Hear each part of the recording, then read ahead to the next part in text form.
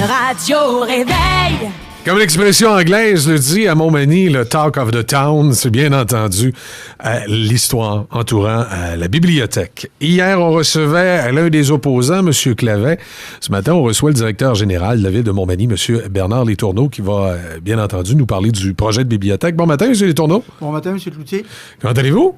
Ça va relativement bien. Oui, je vais vous demander de vous approcher juste un petit peu. Voilà. Relativement bien, oui, parce que ce matin, il y a des points qui vous agacent un petit peu, que vous voulez mettre au clair. Je vais vous laisser peut-être y aller un peu avec... comment je pourrais introduire ça? Peut-être comme première question, est-ce que c'est vrai qu'il manque d'informations? Bien, peut-être que pour certains de la population, ils trouvent qu'il manque d'informations, sauf que depuis très longtemps qu'on parle du projet de bibliothèque à Montmagny, je ne ferai pas un retour dans l'histoire très ancienne, mais sauf que je vais remonter simplement à 98 parce qu'il y a un historique d'entente entre la Ville et la Commission scolaire sur l'usage de la bibliothèque. Okay.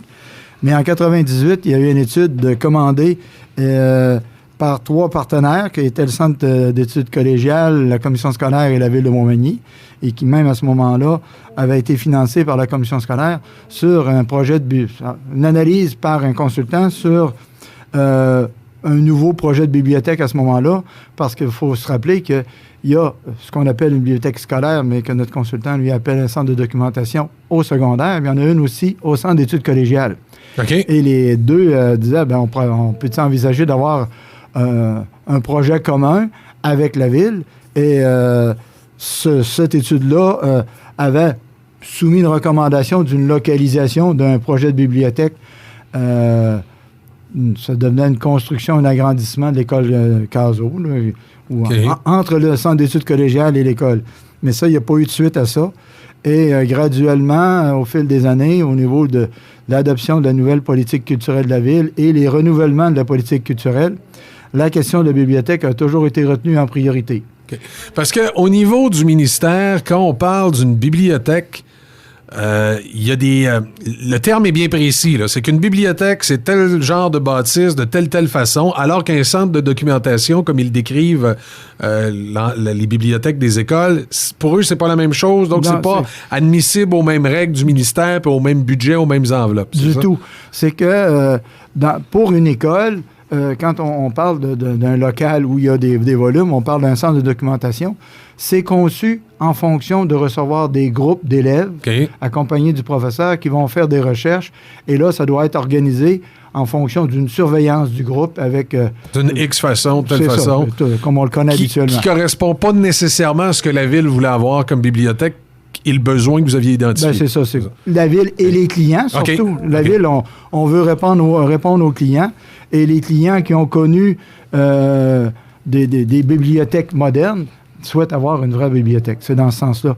Et aussi, au niveau du ministère, comme le ministère ne reconnaît pas le centre de documentation, si on veut avoir des aides financières, si on veut évoluer, à ce moment-là, avec le ministère de la Culture, il faut avoir un concept de bibliothèque municipale comme eux autres, ils le reconnaissent. Est-ce qu'on aurait pu, avec les écoles, avoir un projet qui rejoint le projet actuel, ou le projet actuel, on ne peut pas faire exactement ça avec les écoles? Ça a été analysé. La Ville a commandé en 2003-2004, en tout cas, le mandat a été donné de 2004 à 2006, une étude par M. Fernand Caron, un expert en bibliothèque. Et ces volets-là ont été analysés. Tout d'abord, au niveau physique, la bibliothèque ou le centre de documentation actuel, si on connaît un peu Cazot, se trouve à être en sandwich entre le rez-de-chaussée et le 3e étage, et entre des corridors, l'autre côté duquel il y a des classes. La plupart des bibliothèques scolaires, d'ailleurs, sont faites comme ça. Ils sont comme entourés par les classes. Oui, c'est correct, parce que quand on construit une école, la priorité est donnée aux classes qui doivent être autour, avec un éclairage naturel, et au centre, on met des locaux qui servent à l'occasion aux gens. Ils peuvent circuler librement. À ce moment-là, physiquement, de modifier la structure. D'ailleurs, le consultant a été appuyé d'un architecte là-dedans. C'est qu'il n'a jamais été retenu, que ce soit dans l'étude Angers de 98 ou dans notre rapport, la faisabilité de modifier le centre de documentation actuel physique. Ce qui avait été analysé dans notre rapport de 2006, c'est que à ce moment-là, on envisageait soit de construire de quoi de nouveau, un agrandissement à l'école Cazot, ou de le construire au centre-ville. Okay. Et là, au niveau des coûts, est-ce que ça se ressemblait à ce moment-là? À peu de choses près, oui, parce que j'ai certains frais supplémentaires au centre-ville, puis j'en ai d'autres à Cazot. À Cazot, ceux qui connaissent le terrain, c'est de la glaise. Donc, pour construire un agrandissement, il faut mettre des pieux, parce que l'école est construite sur des pieux. Donc, au niveau des coûts, l'étude à ce moment-là, c'était à peu près similaire. Okay. Est-ce qu'on a des chiffres sur ces coûts-là? C'est sûr qu'ils ils sont pas en dollars d'aujourd'hui. Là. Non, bien là, c'est ça. Là, c'est que, mais il y a beaucoup de ressemblances. Au niveau des coûts estimés, à ce moment-là, on parlait de 2,5 millions, 2,7 millions. Ça, c'était en quelle année? En 2006. Donc, en 2006, on pourrait parler d'un 3-4 millions à peu près aujourd'hui. Là. Nous, ici, normalement, là, selon nos données, c'est parce qu'aussi, c'est ça, c'est qu'il faut valider, quand on parle de chiffres, est-ce qu'on parle de coût de construction ou d'autres choses? Okay. Le coût de construction comme tel de la bâtisse, ce que j'appellerais brut, okay. Si on ajoute à ça les taxes, on enlève les taxes, c'est moins, mais en tout cas, en prenant avec les taxes et déjà un montant pour des imprévus, on arrive à 2 782 000, ce qui est estimé, ce qui est marqué dans notre règlement d'emprunt. Ça, c'était pour? La construction de notre bibliothèque en aménageant le presbytère. Ça, c'est le coût de départ, le projet. Okay. Il y a des coûts. Et le chiffre que vous m'avez donné tantôt, pour l'autre, est-ce que c'était la même chose? C'était à la base? À peu près, un peu moins que 2,5 millions à ce moment-là. Là. OK. Bon. On l'a dans le rapport de M. Caron. Okay. Et c'est ça, c'est quand on dit le coût de la bibliothèque, là, le coût de construction, c'est ça. OK. Bon. C'est clair que dans le projet actuel, il y a d'autres coûts. Exemple, l'aménagement d'espace pour la fabrique, les bureaux de la fabrique, les bureaux de la Corporation du cimetière et des logements pour les prêtres. Okay. Dans l'entente qu'on a avec la fabrique, en prenant le presbytère, en agrandissant le presbytère pour en faire une bibliothèque, ce volet-là qu'on appelle l'annexe, ceux qui connaissent les locaux, il y a une bâtisse en briques, là, ça sera réservé à la fabrique. Okay. Et à ce moment-là, pour un coût minime, tant et aussi longtemps qu'ils vont en avoir besoin. Et la bibliothèque comme telle, essentiellement, c'est un agrandissement du presbytère. On s'accole au mur arrière du presbytère pour répondre à certains qui se questionnaient. On ne touche pas à la façade du tout. On ne touche pas aux murs latéraux. C'est juste l'arrière. Juste l'arrière. Et ça a été discuté, puis on a un engagement là-dessus avec le ministère de la Culture.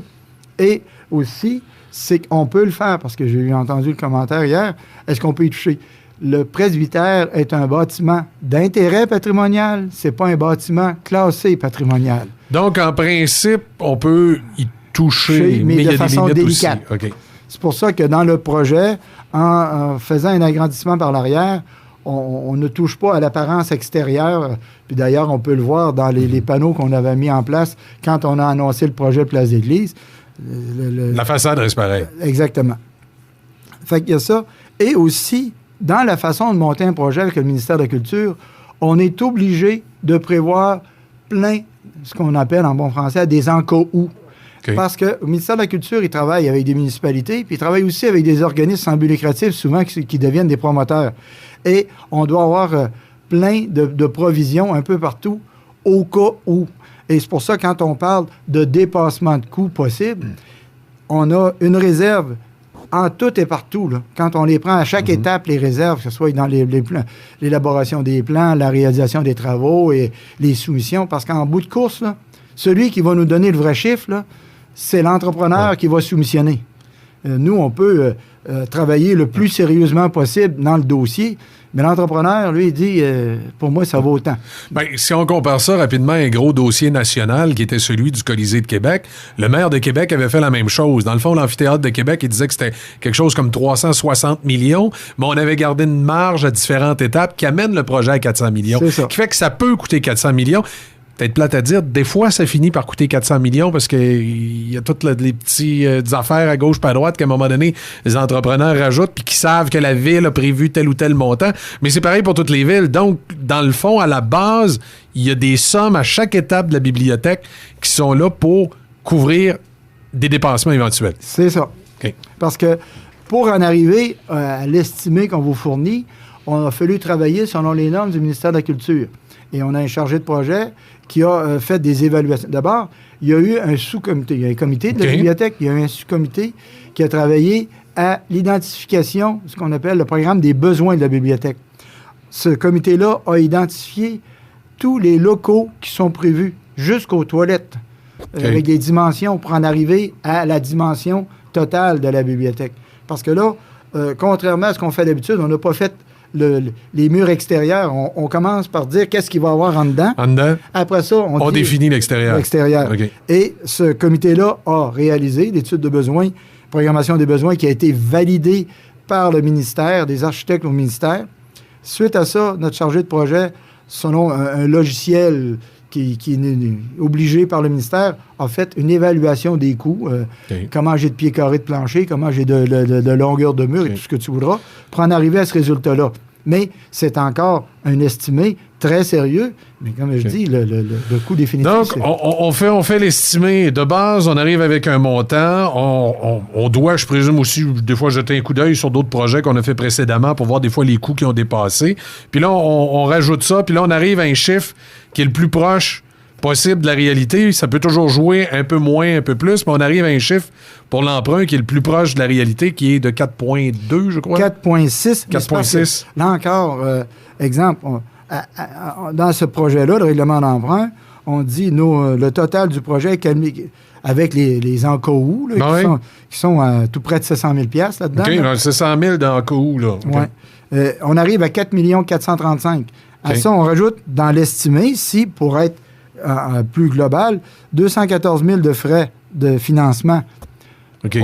Le 1er octobre, à la séance publique, on a fait un refinancement d'emprunt antérieur. Okay. Et à ce moment-là, le coût du refinancement était à 2,67 %.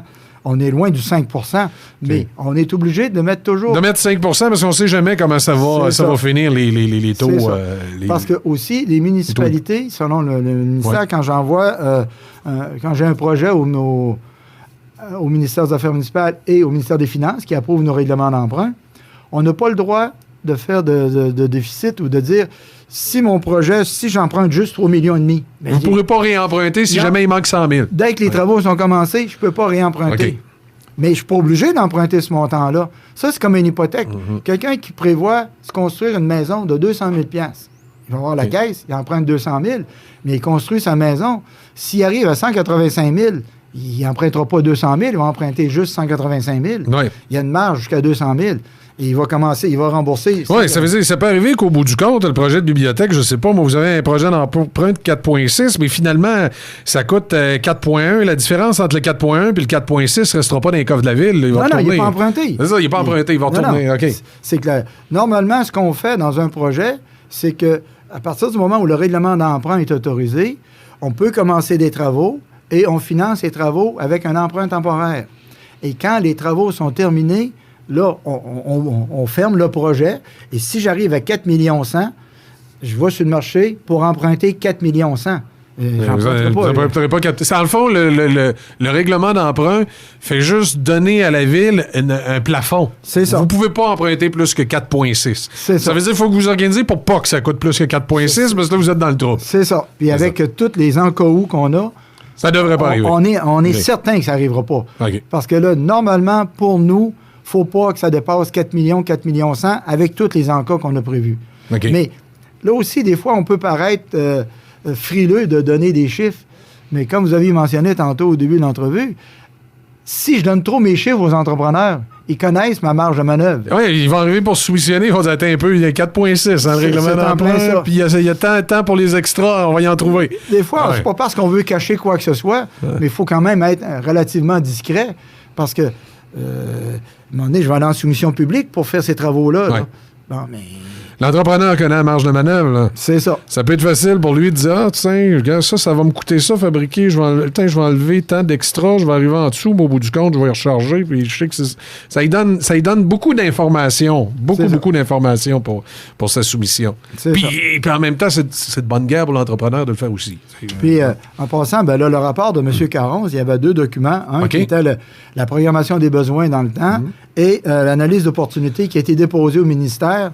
Les 2 documents ont été déposés au ministère. Est-ce que ça en fait des documents publics qui peuvent être consultés par tout le monde? Ben oui, ben c'est justement, c'est qu'hier, c'est dans ces documents-là qu'on retrouve le fameux chiffre des frais d'opération, supposément. OK. Bon, c'est parce que dans le chiffre des frais d'opération, il faut faire attention qu'est-ce qu'on met là-dedans. Parce qu'on compare ce qu'on paye actuellement à l'école pour nous offrir l'accès à la bibliothèque et le chiffre qui est là-dedans. C'est que dans le chiffre qui est de 255 000, il y a 113 000 d'achat de volume ou de documents. Donc, c'est ça, on paye ça peut-être une fois? Non, c'est que dans le volet, mettons comme nous actuellement, là, on paye des frais d'opération à l'école, 48 000. Et on achète actuellement pour 60 000 de volume. Ah ouais, tant que ça par année? Ben oui. OK. Avec une subvention du ministère de la Culture. OK. Donc ça, c'est 2 chiffres actuellement. C'est pas 48 000, c'est 108 000 qu'on paye actuellement. Là. OK. Donc, dans le chiffre qui a été sorti pour la nouvelle bibliothèque, qui est quoi, 150? 255. 255. C'est ça. Sur ce 255 000-là... Il y a déjà un montant pour l'achat de documents. Il y a un montant pour l'achat de documents, de livres, de 113 000. C'est ça. Dans ce qu'on paie actuellement pour utiliser la bibliothèque de l'école, il y a 48 000 plus 60 000. Donc, en réalité, c'est 108 000. Si on veut comparer des pommes avec des pommes, il faut comparer le 255 avec le 108 000. Puis, dans le 60 000, on reçoit 40 000 de subvention du ministère de la Culture pour acheter des documents. Est-ce que dans le 250 000, donc sur le 113 000 pour l'achat de documents, on va continuer de recevoir 40 000 ou ça peut être plus qu'on reçoit du ministère de la Culture? Bien, ça, c'est en fonction des programmes. Actuellement, on bénéficie d'un programme. Ça varie entre 50 % et un peu plus. OK, c'est un pourcentage. Donc, ça pourrait être plus élevé. C'est ça. Bon. Mais ça, c'est mettons, exemple, on a un changement de gouvernement. Est-ce qu'ils vont maintenir les programmes? Est-ce qu'ils vont les bonifier? Ça, on ne le sait pas. Mais traditionnellement, même à l'étude de 2006, il y avait déjà des montants de subventions. Donc, on continue avec des subventions. Puis, le ministère de la Culture offre des subventions pour l'achat de documents pour les bibliothèques municipales. OK. Puis, autre question, à ce moment-là, on parle de 113 000 dans le document, mais est-ce que la Ville peut dire, ben là, 113 000, c'est peut-être trop, on garde ça à 60 000? On va... ça, c'est des éléments qui vont être aussi... Parce que ça, il faut faire attention. C'est que ce qu'on paye actuellement comme frais d'opération, puis tout ça, c'est pour une clientèle qu'on évalue actuellement à peu près 300 clients, 300 abonnés à la bibliothèque. Selon toutes les données reconnues par les études, le ministère et tout ce que vous voulez, c'est que normalement, on devrait avoir dans une bibliothèque municipale entre 2 000 et 3 000 abonnés. OK. Donc, c'est pour ça que quand on dit est-ce qu'on va maintenir tant de documents, c'est qu'il faut faire un ratio. J'investis tant d'argent pour 300 abonnés actuellement pour offrir l'accès à la documentation. 60 000 pour 300, OK. Tandis que si j'ai 2000 ou 2500, bon, l'autre phénomène qu'on a mentionné, on est en négociation avec Réseau Biblio, qui est pour Chaudière-Appalaches. C'est pas une espèce de réseau où les bibliothèques se passent des volumes, ça? C'est en plein ça. Et actuellement, c'est parce que là, on a eu l'OK de la ministre en juillet. Et on a entrepris des démarches tout de suite, mais ça paraît tard, mais tant que je n'ai pas de OK de la ministre, je ne peux pas négocier quoi que ce soit de façon ferme. En passant, dans les 2 dernières années, on avait discuté avec Lévis pour un éventuel entente de service par Lévis. Par Lévis. Les choses ont fait que Lévis ont des contraintes, puis ils nous ont dit qu'ils ne pouvaient pas nous offrir le service après avoir travaillé. Après avoir regardé les possibilités. C'est ça. Et maintenant, on va avec Réseau Biblio. Et si avec Réseau Biblio, comme toutes les autres bibliothèques qui utilisent Réseau Biblio, ben, je peux peut-être diminuer un peu mes achats de documents et en ayant le service avec eux autres, avec utiliser les échanges. Donc, je vais avoir un roulement de documents et de volumes, parce c'est pas juste des volumes dans une bibliothèque municipale moderne. Non, il y a des documents, l'équipement audio, plein de trucs. C'est pour ça qu'on parle de documents. Là. Et à ce moment-là, ça nous donnerait accès à beaucoup plus de matériel. Donc, on investirait à ce moment-là dans les documents ou les collections à caractère permanent et tout ce qui est roulement, parce que la majorité des documents, surtout les volumes, ça a une espérance de vie dans les bibliothèques entre 3 et 7 ans. Okay. Un roman qui est populaire aujourd'hui, dans 3 ans, il va peut-être l'être moins. Ou dans 5 ans, il va devenir, il faut faire de l'élagage. Tandis qu'avec les réseaux biblios, c'est eux autres qui font ce suivi-là.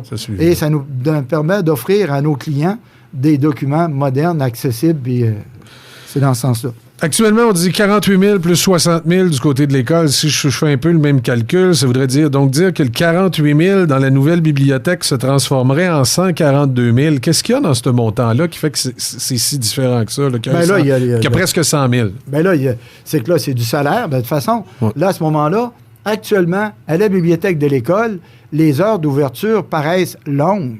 Mais sauf que quand ils rouvrent la bibliothèque à 8 heures du matin, mes clients municipaux sont pas là. Non. Moi, mes clients municipaux, c'est majoritairement en fin d'après-midi, en soirée, samedi, dimanche. On ne peut pas ouvrir le dimanche actuellement. On a négocié pour une ouverture plus longue le samedi, parce qu'à venir jusqu'à date, on ouvrait un petit bout le samedi matin puis un petit bout samedi après-midi. Là, normalement, on va être ouvert en continuité la journée du samedi. Donc, les parents qui vont conduire les enfants au gymnase, à la piscine, pourront avoir accès en continuité à la bibliothèque le samedi. Mais c'est pas possible le dimanche. Tandis que nous autres, avec une bibliothèque municipale, bien, ces heures-là, il va falloir les couvrir parce que nos clients en ont besoin. Parce qu'essentiellement, les familles avec des jeunes enfants aiment avoir de l'animation puis souhaiteraient avoir l'animation, surtout le dimanche, plus que le samedi, parce que le samedi, dans les familles... on fait les travaux oui, matin, souvent, là, c'est le moment là, où on se retrouve en famille. Mais donc, dans ce 142 000-là, vous avez des salaires de prévus. Donc, c'est ce montant-là que, par exemple, je pense que c'est M. le maire qui m'avait dit ça, ce montant-là qu'on souhaiterait peut-être diminuer avec l'utilisation de bénévoles. Ça veut dire, s'il y a des bénévoles, le 100 000 mettons, là, de plus qui est là pour des salaires qui couvrent les heures d'ouverture plus grandes, on pourrait le diminuer avec l'utilisation de bénévoles. C'est ce qu'on vise. Okay. Parce qu'il y a beaucoup de gens qui se sont dit très intéressés à travailler pour la bibliothèque, que ce soit en animation, que ce soit en étant présent ou en faisant d'autres choses. Il y en a plusieurs qui sont intéressés là-dedans à être des bénévoles autour de la bibliothèque. C'est dans ce sens-là. Puis dans ces frais-là, il y a toutes sortes d'autres choses. Il y a des consultants, il y a ici, toute opération de... Et quand on parle des frais de consultant, est-ce que ça va être des frais qui vont revenir à chaque année? Ouais. Ça peut, mais c'est parce que c'est pas nécessairement... C'est que si je fais une entente avec Réseau Biblio, puis que je diminue un peu mes salaires parce que je vais avoir moins de permanents à la bibliothèque, puis mon Réseau Biblio devient mon consultant, ce montant-là s'en va dans mon budget Réseau Biblio. Okay. C'est pour ça, c'est qu'il a fallu monter un budget pro forma d'opération. Qui va être souple parce qu'il y a des choses qui vont être à déterminer, mais que le montant global risque de rester le même. C'est ça. Okay. C'est clair qu'il va falloir que il y a des éléments là-dedans qui ça a été fait en 2006. Il y a beaucoup de choses qui ont été planifiées pour 2011, parce que ça va jusqu'en 2011, les prévisions. Mais il y a certains éléments que veut pas falloir actualiser, parce que Réseau Biblio, au moment du rapport, on avait eu des contacts, nous autres, avec eux autres à ce moment-là. Okay. Ils étaient intéressés dans le temps de donner des services, mais entre-temps, il y a eu comme excusez l'expression, un break sur ça, parce que normalement, Réseau Biblio desservait les municipalités de moins de 5 000 habitants. Okay. Et nous, on était une exception. Et ça a été mis en sourdine un grand bout de temps. C'est pour ça qu'on avait discuté avec... Oui, parce qu'une municipalité de 12 000, ça va commander plus au niveau des besoins. Bon. Puis c'est pour ça qu'on avait abordé Lévis pour partager les services, parce qu'on ne veut pas réinventer la roue puis repartir à zéro. Et à ce moment-là, mais là, c'est Réseau Biblio qui nous ont contactés pour dire on est intéressés puis on peut vous offrir des services. Okay. Donc, à ce moment-là, nous, ça nous intéresse grandement parce qu'effectivement, ils nous offrent plusieurs services des bibliothécaires, des consultations en technique de bibliothèque, de l'animation de nos gens, de nos bénévoles, même de l'animation, des gens qui vont venir faire des activités d'animation sur place avec les jeunes, avec toute notre clientèle. Donc, on a une panoplie de services qui est offert par le réseau Biblio, qui est un gros plus pour nos clients. Quand on regarde le projet, on parle de frais d'opération autour d'à peu près 255 000. On parle d'un coût, un projet d'emprunt de 4,6, mais un coût ça pourrait être logique de dire que ça coûte peut-être 4,2 au bout du compte. Qu'est-ce qui est payé là-dedans par des subventions, par le gouvernement? Comment on fait là, pour savoir ce qui va vraiment... Sur le coût brut, c'est 1,3 million. 1,3 million. Bon, okay, pour que ça se compte bien, on va dire que ça coûte 4,3 millions. Fait qu'on va dire 1,3 million. Fait qu'on enlève un, ça veut dire ça serait un projet au bout du compte là, qui coûterait 3 millions à la ville. Puis je veux préciser, c'est ça, c'est que dans le 3 millions, on a l'entente avec la fabrique pour reloger parce qu'il y a beaucoup... Qui va rapporter un loyer. Oui, un petit loyer. C'est okay. Pour ça, c'est que dans ce contexte-là, au niveau de la fabrique, ils étaient très intéressés à ce qu'on fasse une entente parce que pour eux autres, le presbytère actuel est trop grand. Okay. Et il y a beaucoup de frais d'opération et des frais d'investissement pour le rafraîchir et le protéger contre toutes sortes d'intempéries, tout ça. On pourrait considérer que, parce que si on prenait un projet à l'école tantôt, ça coûtait pas loin de 2,4, 2,5 millions. Donc, on peut dire la différence entre le 2,5 puis le 3 millions, là, à peu près le 500 000, c'est le bout de la ville pour permettre de conserver le bâtiment patrimonial jusqu'à un certain point, qui est le presbytère, puis de loger la fabrique. Est-ce qu'on peut voir ça un peu comme ça? Pas 500 000. 325, 350. Okay. Je veux pas, là... C'est que... Le 100 000 de plus, c'est pour peut-être les imprévus. C'est ça. Puis, si là, on fait ça, on met ce 300 000-là pour protéger le presbytère puis permettre à la fabrique de continuer. Dedans. Si on était à Caso dans une construction, on le mettrait d'un pieu. OK, pour ça, ça sort ballant. C'est ça. Okay. Fait qu'on c'est mieux de le mettre pour la fabrique. Et aussi, je tiens à préciser, c'est que j'ai entendu M. Clavette hier dire qu'il avait posé la question si la bibliothèque était essentielle à GES-10. Quand M. Clavette a posé la question à la séance du conseil, c'est moi qui lui ai répondu. Okay. C'est clair que si je dis aujourd'hui la bibliothèque c'était essentielle à GES-10, je peux pas dire oui, là. Ils sont en train de se construire puis la bibliothèque n'est pas construite. Sauf que l'entente qu'on a eue au départ, ville, fabrique et GES-10, ça l'a permis à la fabrique de vendre du terrain à GES-10 pour se construire parce que nous, on aménageait du stationnement en compensation de la perte des stationnements qu'il y avait du côté de GES-10. Du côté de GES-10, c'est estimé à 25 ou 30 stationnements perdus. Okay. Et nous, on en construit 40, si ce n'est pas plus, de l'autre côté, près du presbytère, avec le marché public. Et à ce moment-là, c'est ça qu'au niveau de la fabrique, eux autres, ils ne se trouvaient pas à être perdants parce que c'est important d'avoir du stationnement pour les offices religieux. Et à ce moment-là, il faut dire à leur clientèle, oui, on perd du stationnement là et on en a de l'autre côté. Et c'est là que la fabrique a accepté l'entente entre les trois parties. Et nous, on s'engageait à acheter le presbytère à un coût, à réaménager les locaux. Donc, il y a certains éléments de cette entente-là qui amenaient vers la bibliothèque. Qui, si ce n'est pas réalisé, ça peut être problématique. Il y a peut-être des gens qui vont vouloir des compensations quelque part. Ça pourrait arriver? Bien, ça peut arriver. Ouais.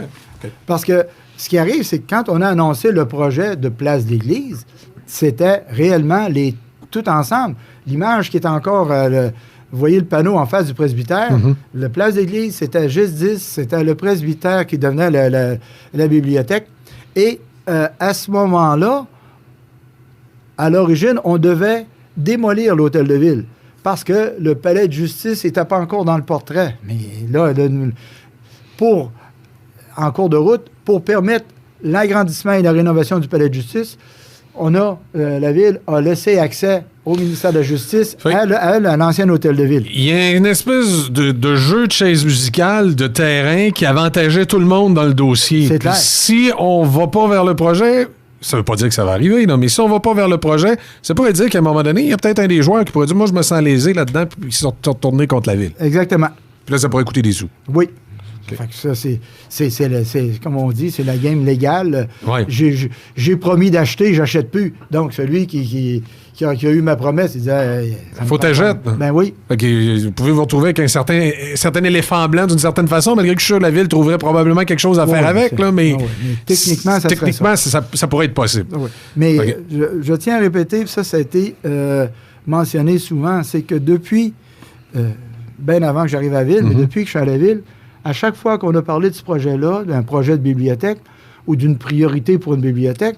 On a validé avec des comités, des gens qui nous ont dit, oui, c'est une priorité pour Montmagny. Et même le référendum qu'on avait passé nous a dit, c'est important pour Montmagny.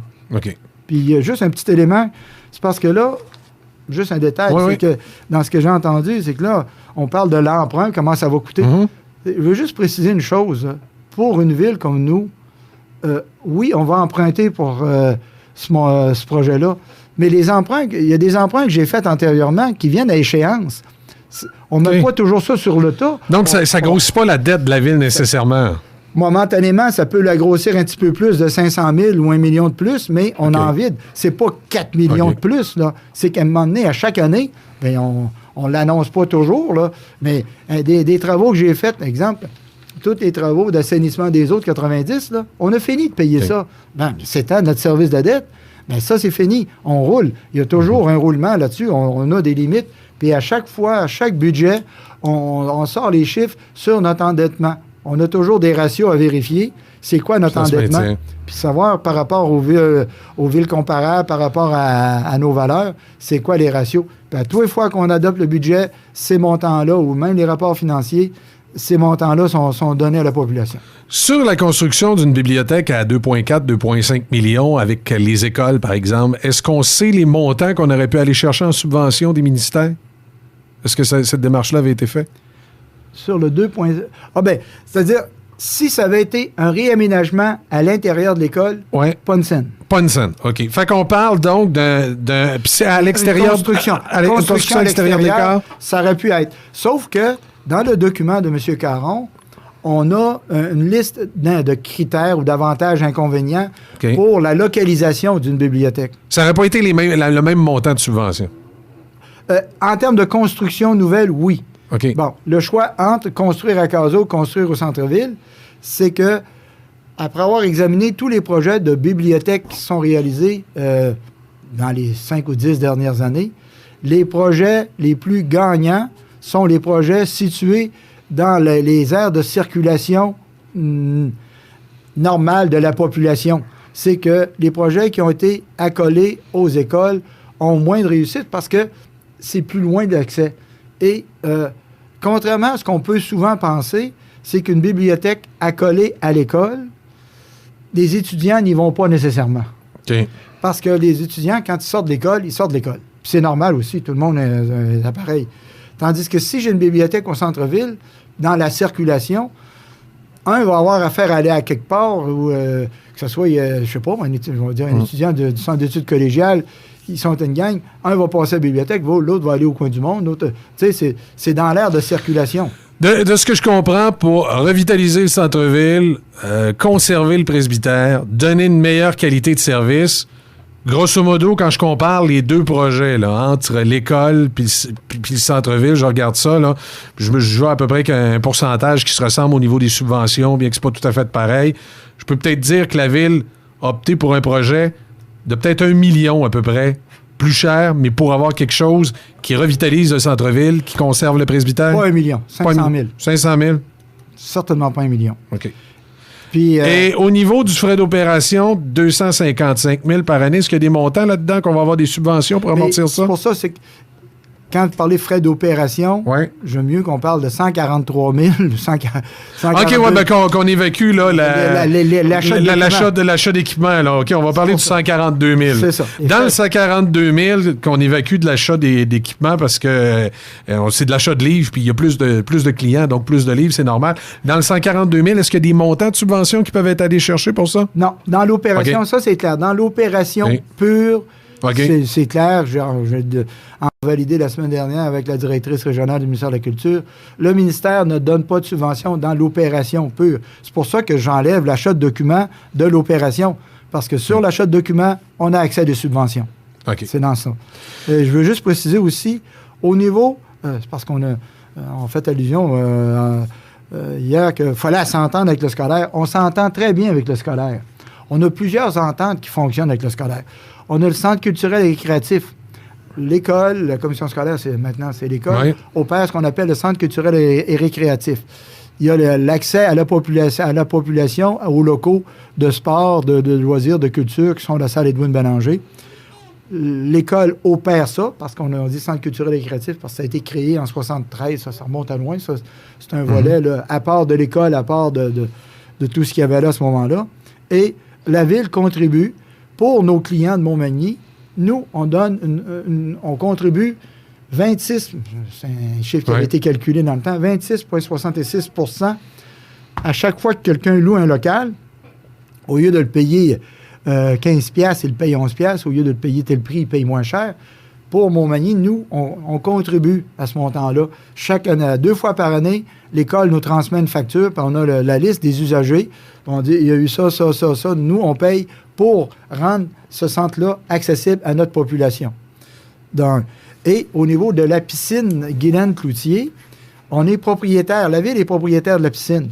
Sauf qu'on a une entente avec l'école pour l'alimentation en énergie. Chauffage, l'éclairage, tout ça. Là, on est actuellement, comme on dit, on parasite l'énergie de l'école. Donc, on se sert de l'énergie de l'école pour la piscine. Et il y a eu le terrain de soccer. Il y a une partie du terrain qui est fournie par la commission scolaire. On a construit le terrain de soccer dans ce coin-là pour les usages. Puis aussi, dans l'utilisation de l'aréna par l'école, on a une entente sur les tarifs. Au niveau de l'école, là, c'est pas... Si on fait ça, c'est pas parce qu'on est en chicane avec l'école du tout. Okay. On collabore très bien avec la direction de l'école. En terminant, est-ce que vous avez le montant que va coûter... Mettons que la bibliothèque ne se réalise pas, puis vous devez acheter pareil le bout de terrain au centre-ville. Là. Ça peut coûter combien à la ville, ça? Bien là, l'entente qu'on a, c'est 325 000. 325 000, OK. Fait que je vais faire un petit calcul qui peut paraître simpliste, là. Mais quand je regarde le coût d'opération par année, je regarde la différence entre un projet avec l'école. Moi, je disais 1 million tantôt, vous disiez 500 000. Mais mettons qu'on va faire un AFNAF à 700 000, puis je compte le 100 000 de plus de coût d'opération. J'arrive à peu près à un montant, peut-être autour de 800, peut-être gonfler un peu. Là. Je vais vous donner 700 au global. Je compte 325 000 pour le terrain, 100 000 $ pour un référendum. J'arrive à 425 000. Finalement, on est en train de s'ostiner pour 200 000. C'est à peu près ça. OK. Bonne journée. Merci. Alors, c'est Bernard Letourneau, directeur général de la Ville de Montmagny. En tout cas, on a fait une expérience ce matin de calcul, puis c'est à peu près ce que ça donne, avec les hauts et les bas des coûts. Maintenant, ça va être de voir comment les citoyens de Montmagny vont vouloir se positionner là-dedans.